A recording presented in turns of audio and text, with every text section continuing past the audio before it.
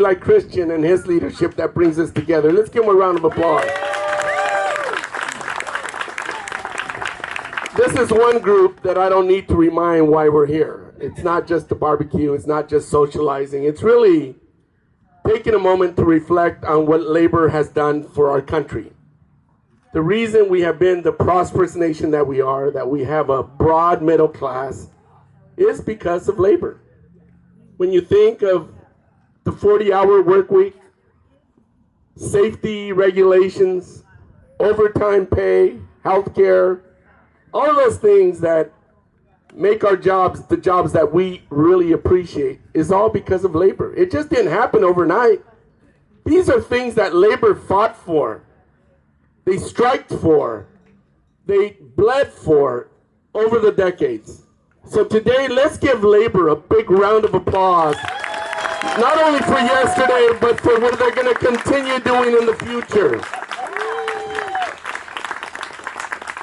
And you're a group that I also don't have to tell you that our democracy is under assault. Yes, it is. Our civil rights are under assault.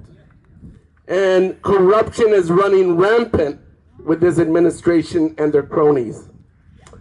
Whether it's immigration raids that we are seeing first, they said they were going after criminals. You can't defend that. I mean, that's something that we can't defend cannot defend going after criminals. But they're not going after criminals. They're going after hard-working people that are helping our economy, that are here to make a better lives for themselves, and they're treating them like shit. And the Los Angeles judge who put a restraining order on ICE from doing indiscriminate raids was one of the best decisions that has come forward. Our LGBTQ brothers and sisters, they become the punching bag, the piñata for this administration. Our civil rights of women. And we need to do everything possible to continue fighting for the rights, our rights, the rights of our democracy, the rights that our Constitution affords each and every one of us. We need to continue the fight because our democracy is under assault. Under the big, ugly bill, the big piece of shit bill that it is, maybe I need to be more congressional. Bullshit. It's a big, ugly shit of a bill that is taking health care away from over 17 million Americans. It's cutting back Medi-Cal, Medicaid. It's taking away food, supplemental food assistance for the neediest families that get amongst us. That's what this bill is all about. It's adding $4 trillion to our national debt.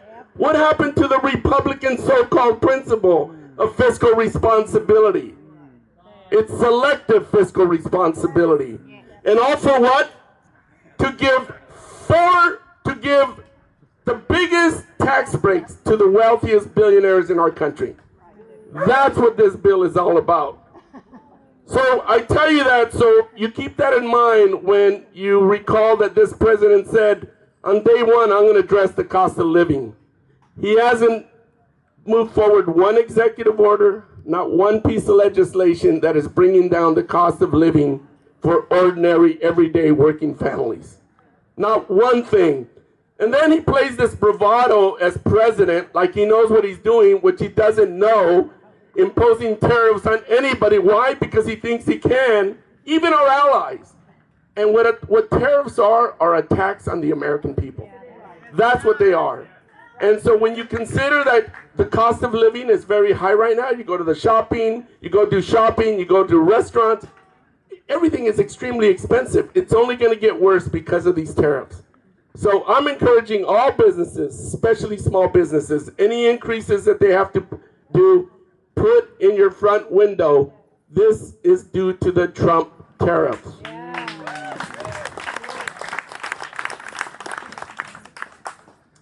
I wrote down so much because there's so much to say here. You know, the Republicans have also reneged on all the agreements we reached collaboratively to fund the government in the past. They are now doing what is called rescission packages, going back and defying the agreements that we fought so hard to reach a compromise on. They already did that once, and they're trying to do it again. This is where, in 30 days, how can we trust the Republicans? They must want a government shutdown. They, who control both chambers in Congress and the White House. They're completely in charge. And they continue to do these rescissions. How can they be trusted? So they certainly are moving us towards a cliff, and it's their doing. But what's before us today, which is most importantly, is that Trump is trying to rig the upcoming elections by calling on Texas, now Missouri, Indiana, Ohio, on and on and on, to do redistricting, midterm redistricting. And California is not going to stand by and let them rig this election so that they could continue to stay in power in the House of Representatives. So thank God we are moving forward with Prop 50 that's going to be before you in November. But it's not a slam dunk. There tends to be favorability for this proposition, but without everybody rolling up their sleeves and sharing with everybody what this is about, we're not going to be successful. So our work is cut out for us. We have to go out, campaign, walk, call, tell our friends, tell our families that democracy is on the line.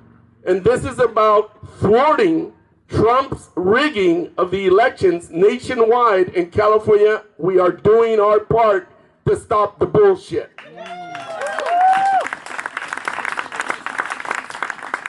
I could go on and on and on, but let me just say, we need to fight hard. Our democracy's on the line.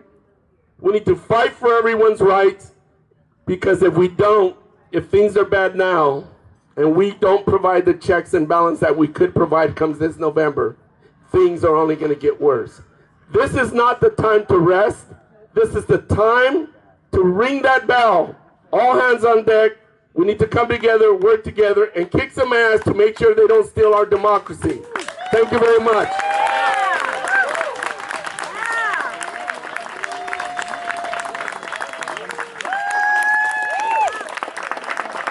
All you that are standing up, I'm going to buy you ice cream. If you hold and see that, I'll give you his phone number.